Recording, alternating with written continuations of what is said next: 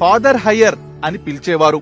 ఆయన గుంటూరులో తొలిసారి అడుగుపెట్టిన రోజైన జూలై 31వ తేదీని ప్రతి సంవత్సరం ఆంధ్ర క్రైస్తవ లూథరన్ సంఘం, ఆంధ్ర ఎవాంజలికల్ లూథరన్ చర్చ్ యొక్క జన్మదినంగాను సువార్త దినంగాను జరుపుకుంటారు.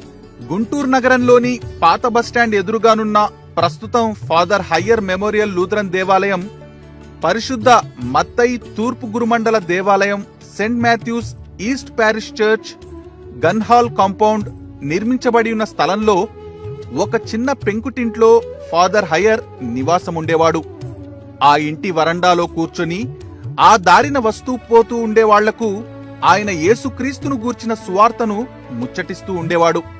ఆ సువార్త గృహం యొక్క జ్ఞాపకార్థంగా అదే స్థలంలో నిర్మించిన దేవాలయం ప్రక్కన ఒక జ్ఞాపక చిహ్నం నిర్మించబడి నేటికి కనబడుతుంది. ఇది ఆయన సమాధి కాదు. ఫాదర్